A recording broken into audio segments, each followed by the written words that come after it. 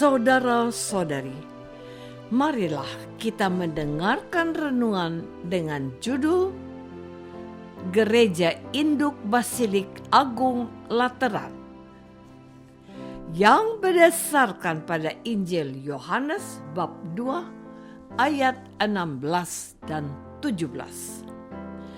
Kepada pedagang-pedagang merpati ia berkata, "Ambil semuanya ini dari sini. Jangan kamu membuat rumah Bapakku menjadi tempat berjualan." Maka teringatlah murid-muridnya bahwa ada tertulis, "Cinta untuk rumahmu menghanguskan aku." Dalam nama Bapa dan Putra dan Roh Kudus. Amin. Saudara-saudari terkasih dalam nama Tuhan Yesus Kristus. Hari ini Gereja Katolik merayakan pesta pemberkatan Gereja Basilika Agung Lateran. Di kota Roma ada 4 basilika besar yang dibangun. Basilika Agung Santo Yohanes Lateran, Basilika Santo Petrus, Basilika Santo Paulus di luar tembok, dan Basilika Santa Maria Maggiore. Karena posisinya yang istimewa dalam sejarah kekatolikan Roma, hanya Basilika Santo Yohanes Lateran yang disebut Basilika Agung.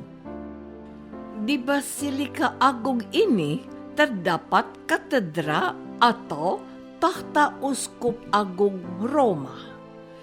Banyak orang mungkin mengira Basilika Santo Petrus di Vatikan sebagai gereja katedral Sri Paus karena seringnya Paus tampil dalam berbagai acara di Vatikan. Tetapi kedudukan uskup agung Roma yang resmi adalah di Basilika Agung Santo Yohanes Lateran. Bisa dikatakan basilika ini menjadi induk untuk semua gereja baik di Roma maupun di seluruh dunia. Karena kedudukannya yang istimewa, kita umat Katolik di seluruh dunia menyatu bersama dengan induk gereja yang ada di Roma. Kita semua adalah anggota tubuh mistik Kristus yang diikat dalam kepemimpinan Paus sebagai uskup Roma.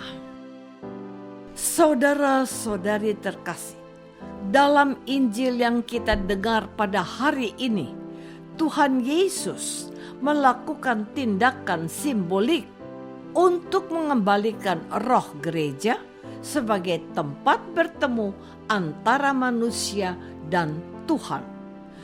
Tuhan Yesus sungguh menghendaki agar bait suci, rumah Tuhan, sungguh menjadi tempat Allah bertahta, bukan tempat untuk melakukan transaksi ekonomi demi kepentingan pribadi atau segelintir orang saja. Tindakan Yesus yang mengusir para pedagang itu juga memiliki pesan simbolik bahwa gereja itu bukan melulu bangunan fisik semata, melainkan bahwa gereja adalah sesungguhnya merupakan persekutuan umat Allah yang percaya pada Kristus Tuhan. Membangun gereja bukan melulu membangun gedungnya, melainkan terutama membangun umat Allah. Dari dalam bait suci ini, Tuhan Yesus mau mengajarkan bahwa gereja harus menjadi persekutuan umat beriman yang memancarkan wajah kasih Allah. Hidup gereja harus menampakkan kasih Kristus yang telah mengorbankan dirinya bagi manusia, yaitu hidup baru yang menampakkan semangat Kristus bagi kita semua. Saudara-saudari terkasih, Santo Caesarius dari Aries dalam khotbahnya berkata, "Saudara terkasih, karena kasih karunia Yesus Kristus, kita dapat merayakan hari jadi gereja ini dengan rasa syukur dan bahagia. Tetapi sebenarnya kita harus menjadi kenisah Allah yang sejati dan hidup. Sebelum dibaptis, kita semua adalah kediaman setan. Setelah dibaptis, kita menjadi kenisah Kristus. Semakin dalam kita merenungkan keselamatan kita, semakin kita menyadari bahwa kita ini sesungguhnya kenisah-kenisah Allah yang hidup.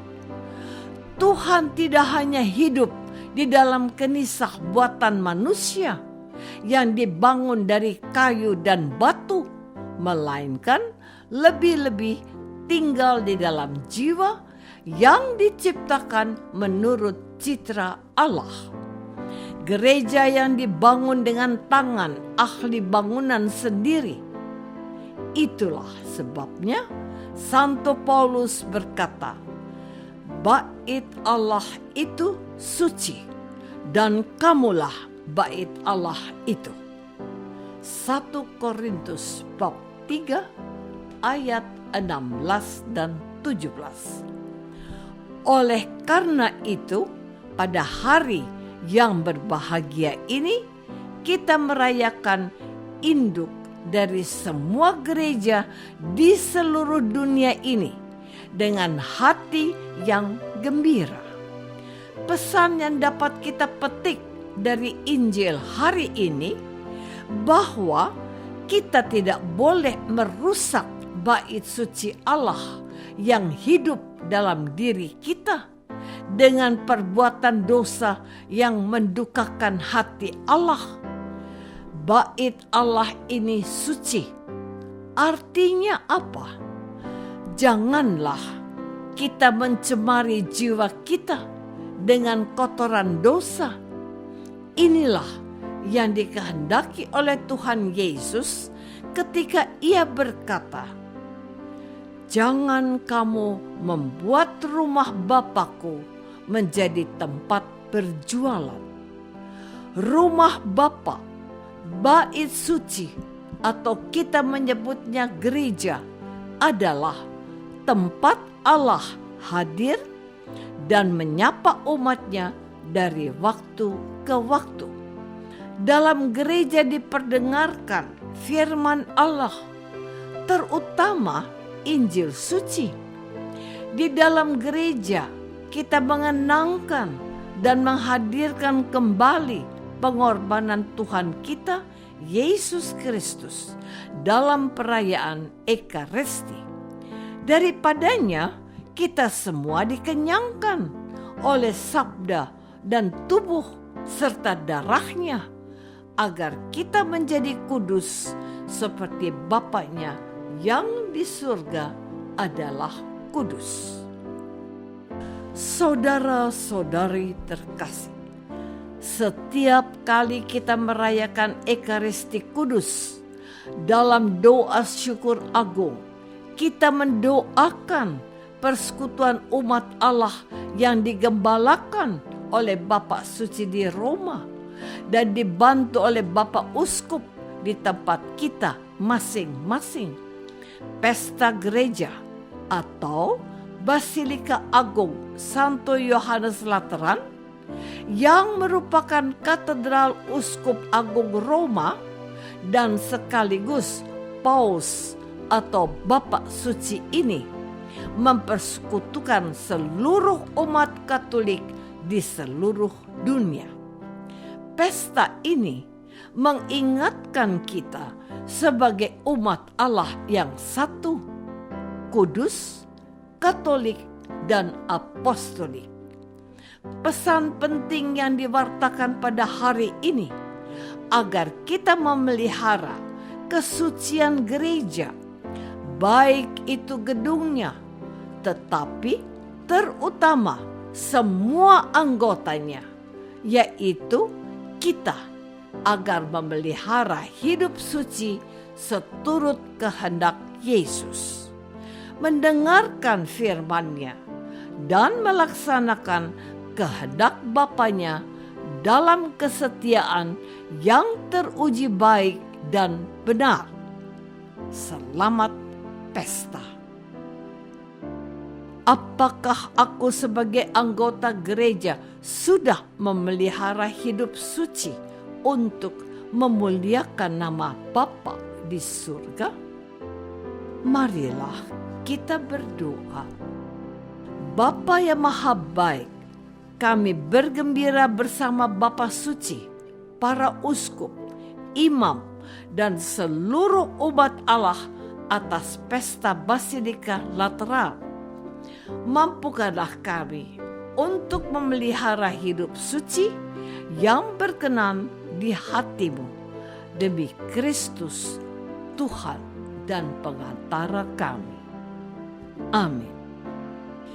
Semoga kita semua selalu dinaungi dan dibimbing oleh berkat Allah yang Maha Kuasa. Dalam nama Bapa dan Putra dan Roh Kudus. Amin.